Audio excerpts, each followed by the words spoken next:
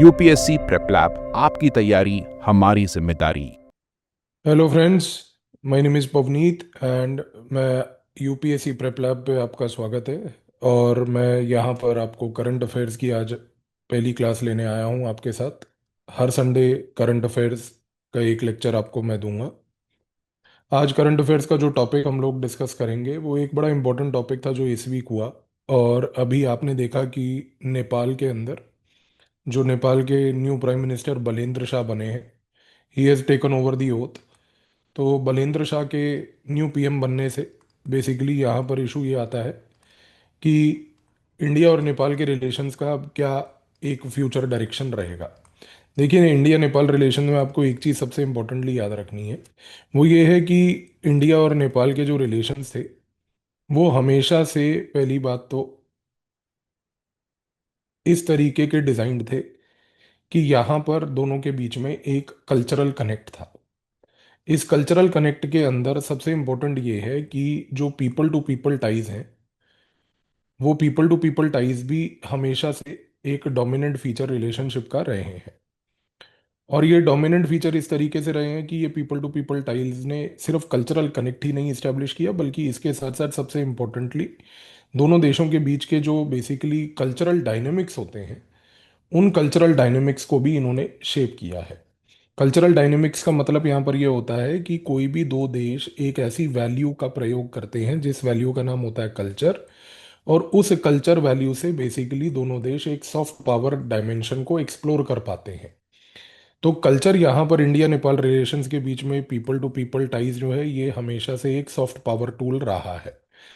अब दूसरी बात यहाँ पर आपको ये याद रखनी है कि बलेन शाह जो है, ये जो अभी नए प्राइम मिनिस्टर बने हैं, इनका प्राइम मिनिस्टर बनना इसलिए भी इम्पोर्टेंट है क्योंकि ये किसी ट्रेडिशनल ओल्ड पार्टी के सिस्टम से नहीं आते। ये ट्रेडिशनल ओल्ड पार्टीज जो नेपाल में थी, उन पार्टीज से हटकर इन्होंने बेसिकली अपना एक प्लेस नेपाल की पॉलिटिक्स में बनाया है।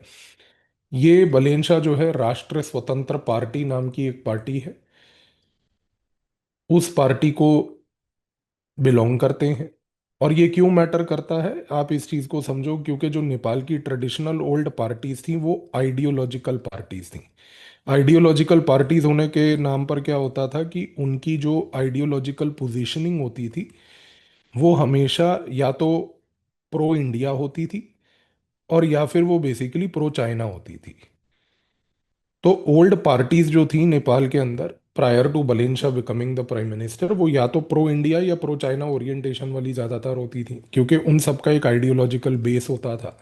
और क्योंकि इन सब का एक पार्टीज का आइडियोलॉजिकल बेस होता था, तो यहाँ पर रिलेशनशिप को मैनेज करने के लिए इंडिया हमेशा क्या करता था कि वो आइडियोलॉजिकल कोर्टिंग करता था। कोर्टिंग, आइडियोलॉजिकल कोर्टिंग का मतलब ये होता है कि आप किसी भी स्पेसिफिक जो आइडियोलॉजी डोमिनेंट रही है उस पार्टी की जो उस समय पावर में है, उस पार्टी की आइडियोलॉजी को समझो, और उस आइडियोलॉजी को समझ के आप देखो कि वहां पर आप किस प्रकार की फॉरेन पॉलिसी अपनी बना सकते हो।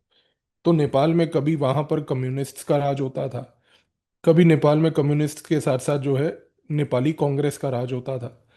अच्छा, क्योंकि over a period of time Nepal में हमने ये देखा कि कम्युनिस्ट हों या कांग्रेस हों, कई बार फॉर दैट मैटर वहाँ पे कोलिशन पार्टीज भी आई। तो हमारे लिए हमने क्या हुआ था कि इंडिया ने हमेशा से फ्रेमवर्क्स बनाए हुए थे अपने फॉरेन पॉलिसी को लेकर, क्योंकि हर जगह पर हमें अपने नेशनल इंटरेस्ट्स को फोकस करते हुए उन नेशनल इंटरेस्ट्स को प्रायोरिटी पे अचीव करना था। अब इशू देखो क्या आया।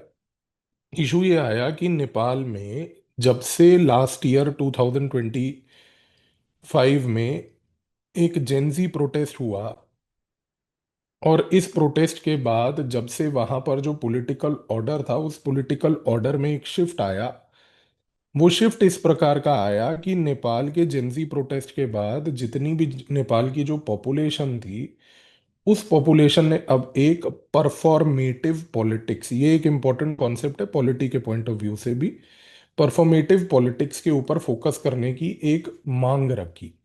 इसका मतलब ये है कि नेपाल में जब से लास्ट ईयर जेंसी प्रोटेस्ट हुआ, तो कहीं ना कहीं हम एक चीज देखते हैं कि जो आइडियोलॉजिकली अलाइंड पार्टीज थी वो आइडियोलॉजिकली अलाइंड पार्टीज का रोल कहीं ना कहीं डिमिनिश हुआ। वो डिमिनिश इसलिए हुआ क्योंकि जो लोग थे वहां पर, उन्होंने अब ये बात बोलनी शुरू करी कि we are not any more interested in ideological moorings.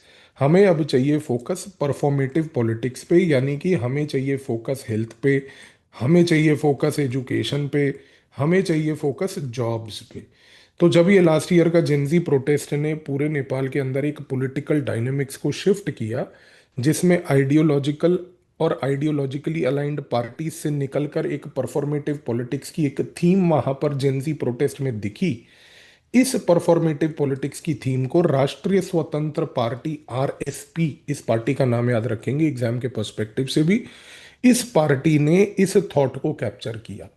तो अब हुआ क्या नेपाल में कि जो राष्ट्रीय स्वतंत्र पार्टी थी, जब से उसने परफॉर्मेटिव पॉलिटिक्स के नाम पर बेसिकली इस थीम को कैप्चर किया, तब से नेपाल के अंदर लास्ट ईयर से एक परफॉर्मेटिव पॉलिटिकल कैंपेनिंग स्टार्ट हुई। ये देखिए, यहां पर जो वर्ड आपको समझना है वो ये है परफॉर्मेटिव। परफॉर्मेटिव का मतलब होता है कि जो भी पॉलिटिकल ऑर्गेनाइजेशन है, उस पॉलिटिकल ऑर्गेनाइजेशन को परफॉर्मेंस शो करनी है, और परफॉर्मेंस भी शो करनी है ऑन स्पेसिफाइड इंडिकेटर्स। ये स्पेसिफाइड इंडिकेटर्स जो होते हैं, ये सोसाइटी में लोग जनरली एक डेमोक्रेसी में रखते हैं पार्टीज या पॉलिटिकल ऑर्गेनाइजेशंस के सामने। तो जेंजी के प्रोटेस्ट में क्या हुआ, जैसा मैंने आपको बताया कि उन्होंने पॉलिटिकल ऑर्गेनाइजेशंस को एक मैसेज दिया। मैसेज ये दिया कि देखिए, आप जो आइडियोलॉजी की बात करते हैं, अब हमें उस आइडियोलॉजी से कोई इंटरेस्ट नहीं है। हमें परफॉर्मेंस चाहिए, और परफॉर्मेंस हमें स्पेसिफाइड इंडिकेटर्स में चाहिए जो लोगों ने बताया, जैसा मैंने आपको अभी बोला कि हेल्थ, एजुकेशन एंड जॉब्स। तो हुआ क्या नेपाल में कि ये जो परफॉर्मेटिव पॉलिटिकल कैंपेनिंग स्टार्ट हुई, ये स्टार्ट हुई लास्ट ईयर जेंजी के प्रोटेस्ट के बाद। और इस जेंजी के प्रोटेस्ट के बाद ये परफॉर्मेटिव पॉलिटिकल कैंपेनिंग जो स्टार्ट हुई, इसको राष्ट्रीय स्वतंत्र पार्टी ने लीड किया। और राष्ट्रीय स्वतंत्र पार्टी ने लीड करते करते जब अभी मार्च में इलेक्शंस हुए थे, इन इलेक्शंस में बेसिकली राष्ट्रीय स्वतंत्र पार्टी जो है वो इलेक्शंस यहाँ पर जीत गई। और जीतने के बाद उन्होंने बेसिकली बलेन शाह को अपना प्राइम मिनिस्टर भी चुन लिया। अब सबसे बड़ी चीज क्या है? अब सबसे बड़ी चीज ये है कि देखिए, इंडिया के लिए यहाँ पर एक क्या चैलेंज आता है। इंडिया के लिए चैलेंज ये आता है कि जैसा मैंने बोला कि हमने अभी तक बेसिकली फ्रेमवर्क्स बनाए हुए थे। हमने अभी तक फ्रेमवर्क्स ये बना रखे थे कि हम इन ट्रेडिशनल जो पार्टीज हैं, जो एग्जिस्टिंग ओल्ड पार्टीज हैं, इन ओल्ड एग्जिस्टिंग पार्टीज के साथ हमें इंगेज कैसे करना है।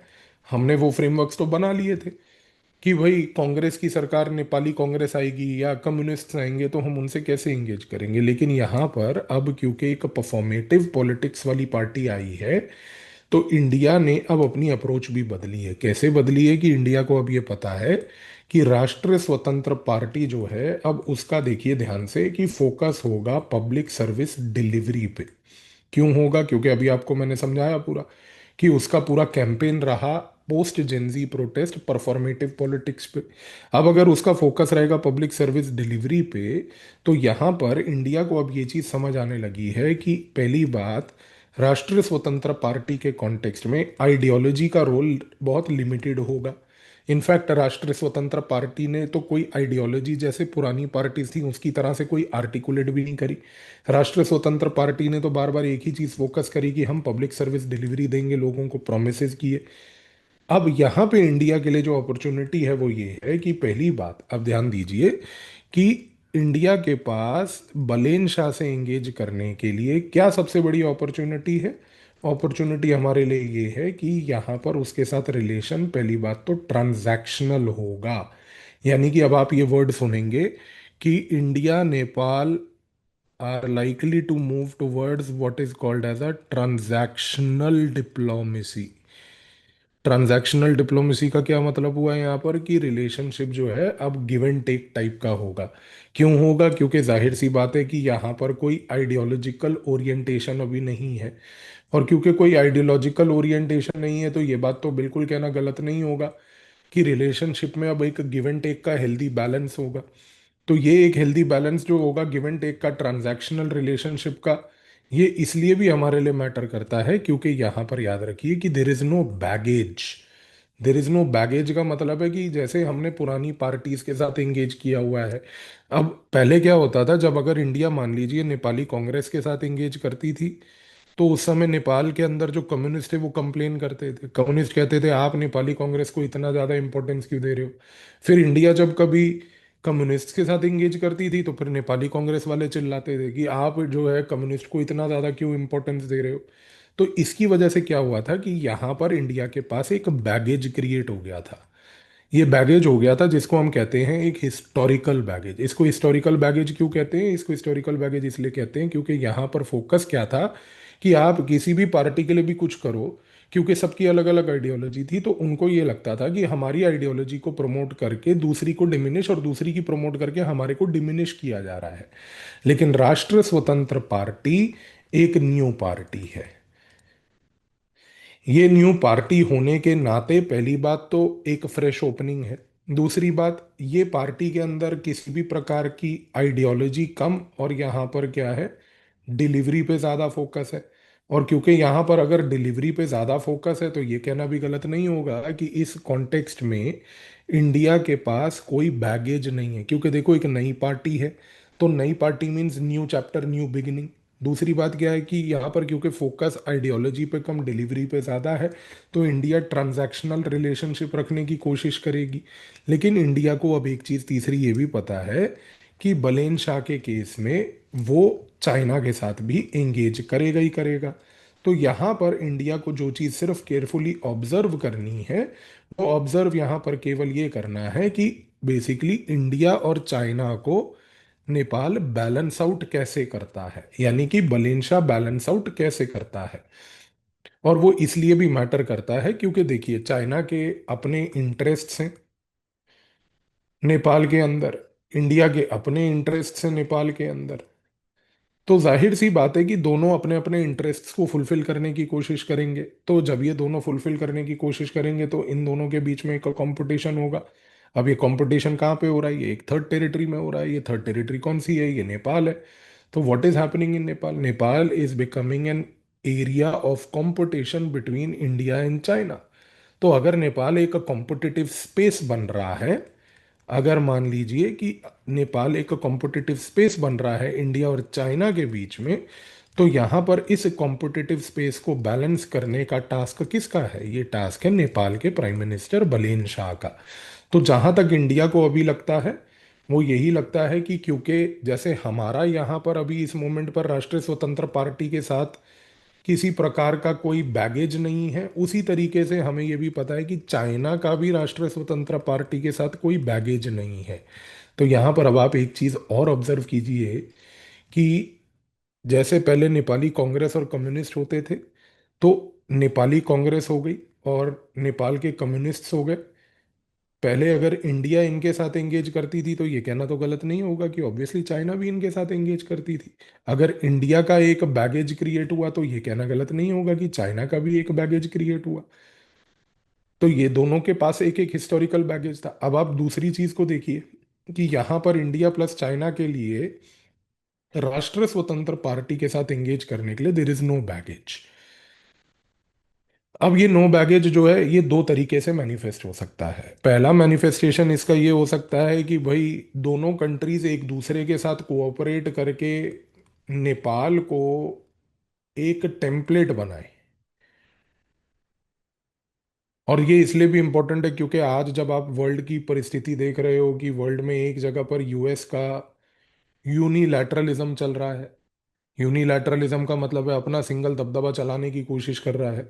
तो यहाँ पर इंडिया और चाइना के पास एक अपॉर्चुनिटी है कि वो नए नेपाल के पीएम के साथ एंगेज करके एक नेपाल के अंदर कोऑपरेटिव टेम्पलेट क्रिएट करें, जिसको हम कहते हैं 2+1 फॉर्मेट।